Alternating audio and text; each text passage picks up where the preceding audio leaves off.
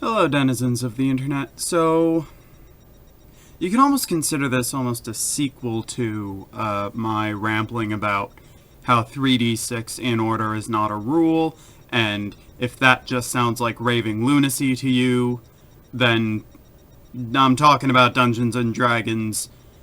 All of this is going to sound like raving lunacy, so, welcome to the hobby. That was a video that I made end of August. It was hot, it was sticky, I was not feeling well, I was having a terrible hair day. My hair is slightly better today. Whatever is kind of left of it, I don't care anymore. But this triggered a sort of comment exchange about how if you do things other than 3d6 in order, a lot of your characters wind up the same.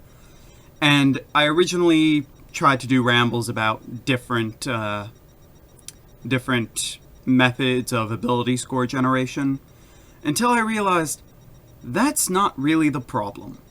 Because if you really wanted to, you could do point buy, which is the min-maxer's dream, and make a character whose ability scores are actually, maybe some aspect of them, other than charisma, is a little crippled. Maybe they are kind of stupid. Maybe they are foolish. Maybe they are clumsy or sickly or weak. Alright, maybe they do have some bad ability scores, and that's by design. And maybe their ability scores they don't intend to use that much, like a wizard with really terrible strength. Well, that doesn't really affect the wizard very much. You're a wizard, you don't need a lot of strength. But maybe it does affect you a little just because you thought it would be interesting to play a fighter who relies more on their dexterity than their strength. You build some sort of elite archer style fighter, so you decide you're going to focus on dexterity.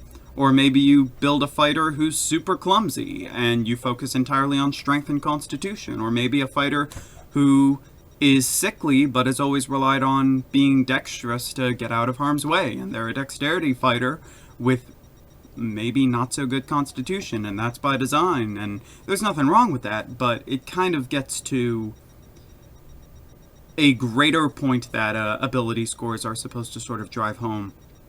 A lot of people are out there trying to make what is mechanically the most powerful character, rather than making what would narratively be the most interesting characters. And I think that's really what 3d6 in order is trying to accomplish, trying to make characters who are interesting, though not necessarily powerful. But here's the thing, and Spoonie kind of admits to this at one point in one of his videos, your numbers don't matter. You could be a fighter with only 9 strength and like 15 dexterity. Your numbers don't really matter. Except in early editions of D&D, they do matter, because you need, at least 9 strength to be a fighter, or 9 dexterity to be a thief, or whatever. All of the different classes have different ability score requirements in the older editions of D&D. But anyway, nowadays you don't really have that problem of, oh, everyone plays the same because everyone picks the same abilities. First of all, if you know how to play your classes right, not everyone should play the same. And if they are all playing the same, you're probably playing 4th edition, in which case, close the window. I don't need to be talking to you. You're kind of a lost cause. I just hate that edition so damn much. But that's going to be a tangent for probably another day.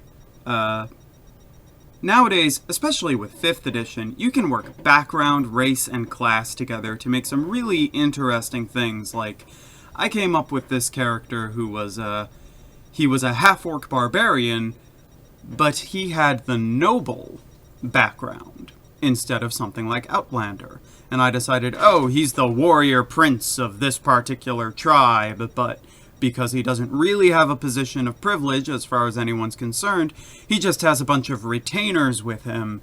I take the noble variant, knight, except I say, no, he's this noble, he's this sort of noble savage, as much as I hate playing to that stereotype, trope, whatever we want to call it. It's vaguely racist, but it's Dungeons and Dragons and I'm an orc, or a half-orc, you know. Racist in D&D means you don't like green people, not you don't like humans of a different color. You know, it's fantastic racism. Pretty much the only kind of racism that's okay around a tabletop. Unless you're playing as a jackass, but I don't see a lot of people playing their D&D campaign as Donald Trump. Anyway, that's another ramble for another day, I'm sure. Once again, I do these kind of off the cuff. There's not a script on my screen. I occasionally just look there because, oh, hey, look, it's basically a reflection, and it's hard not to look at a human face that's right in front of you. But once again, that's a tangent I could go on another time, and I don't intend to, ever. God, you can make a drinking game out of this video. Every time he says that's a tangent or a ramble for another day, take a drink. You'll be dead by the end of the video, and for that, I apologize. Don't actually turn my videos into a drinking game, by the way. I don't need that on my conscience.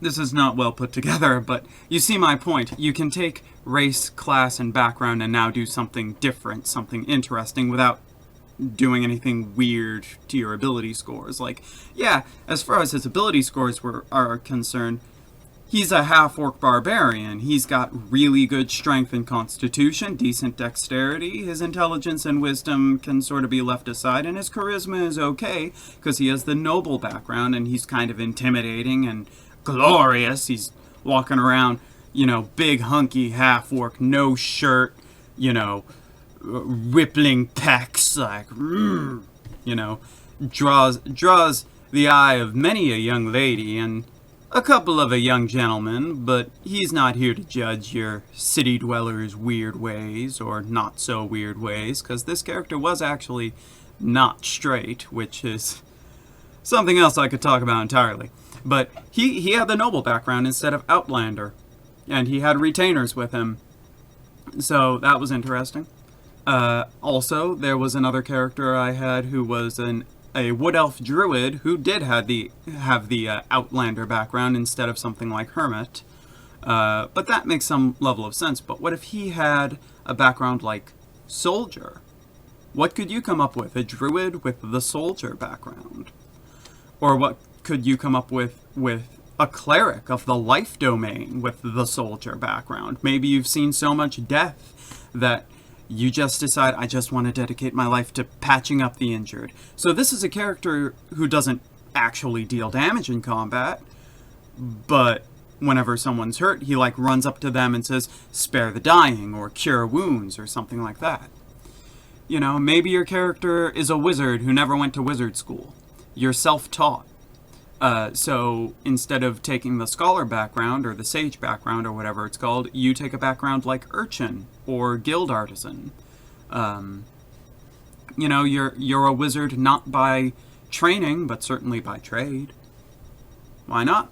So you can do interesting things with your character, and everyone can still play differently without possibly crippling yourself with 3d6 in order, or at the very least severely limiting your options for your character. I mean, I'd rather you play something interesting that you actually want to play than, than guarantee that you don't play something overpowered, you know?